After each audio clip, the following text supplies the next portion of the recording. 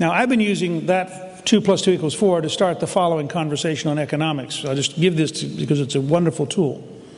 I tell every audience, I'm going to give you half of a sentence. You give me the other half. And it's exactly like 2 + 2 = 4. If you can't afford to buy a house,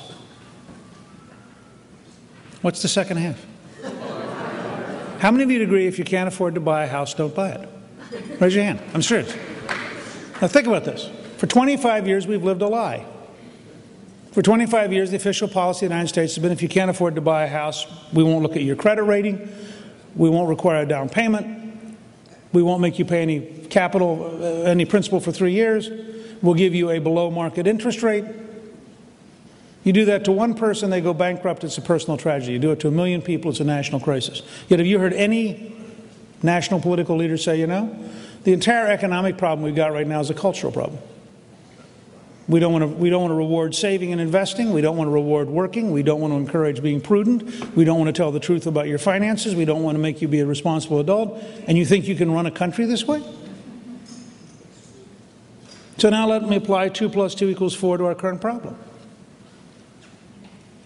There's more and more evidence coming out that the deeply troubled non-Rotarian who killed a number of Americans at Fort Hood. I'm only using politically acceptable language. We realize, many of you will understand that recently when we've arrested people in Denver, Detroit, and New York, as well as the troubled person in Fort Hood, they all shared one common characteristic. They did not belong to Rotary. And so I've begun to develop a brand new profiling system built around non-Rotarians. Because I wouldn't want to have any kind of profiling system which was politically insensitive, lacked clarity, or focused in on things like, it's turning out this guy was routinely communicating with a radical cleric in Yemen. And the National Security Agency knew it. And the FBI knew it. And they were all standing around going, well, maybe it's a research project.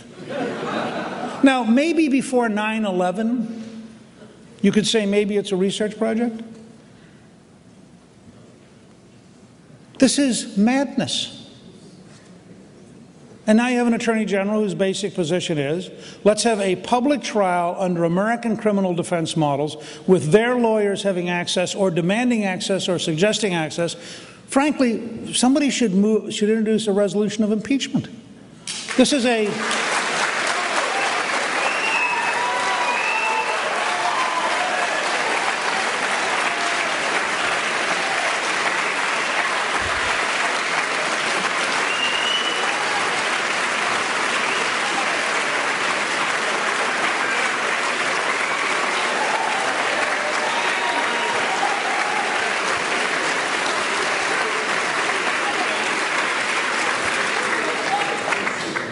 Let me try to illustrate my point, because I think it's why the concept of replace rather than reform is so important. I don't want to be told that appointing an Attorney General whose law firm was pro bono defending terrorists makes sense. I don't want to be told that when he appoints lawyers whose law firms defended terrorists pro bono, it makes sense. I don't want to be told that people who care more about the rights of terrorists than the lives of Americans should be allowed to serve in the Justice Department of the United States.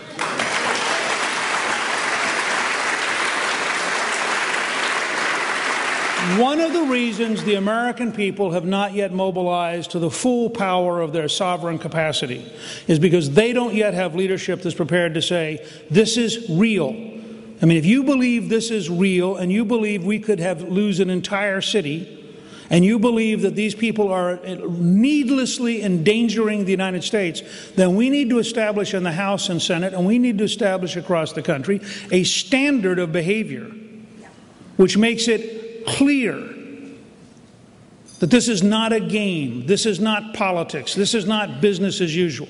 And I'll give you one closing example. I believe we need a profound fight about religious liberty. I believe that fight became unavoidable when the Ninth Circuit Court ruled that saying one nation under God as part of the pledge was unconstitutional. I believe it is a sign of a fascist mentality that the ACLU has filed a lawsuit about a cross in the middle of the Mojave Desert. I mean, the idea that a cross in the middle of the desert is a threat to the mindset of secular fanatics tells you almost everything you need to know. And I'm a historian, so my reaction to this is to read history. In 1802, the Jeffersonians passed the Judiciary Act of 1802. Jefferson knew a fair amount about the Constitution. Madison knew vastly more. They were both in the administration. The Judiciary Act of 1802 abolishes 18 out of 35 federal judges. Doesn't impeach them, abolishes them. Says, we're not paying you. You can't go to, there's no court. Several of them said this was inappropriate, it's a lifetime appointment. They went to the remaining 17 judges to file suit, and the remaining 17 judges said, have you lost your mind? If I accept the suit, they're going to abolish my court. This is, by the way, precisely what Hamilton and Madison wrote in the Federalist Papers, that any time the weakest of the three branches takes on the two elected branches, if the two elected branches are serious, they will in fact guarantee the defeat of the judicial branch. Now, as many of you know, I am a moderate. So I would only propose not to abolish over half of all the judges, which is what Jefferson did. I would merely propose to abolish the Ninth Circuit and re-recruit. Because if we're serious, that's the right reaction. You show me a judge so ignorant they believe that it's unconstitutional to say one nation under God, I'll show you a judge who shouldn't be drawing money from the taxpayers.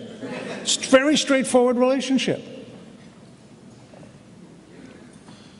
And remember, in closing, the reason I wrote a wonderful book that Gay helped inspire at Mount Vernon, To Try Men's Souls, is because we thought, when we sat down and discussed it a year and a half ago, that we would get to a point where we'd have high unemployment, foreign enemies, and a radical administration.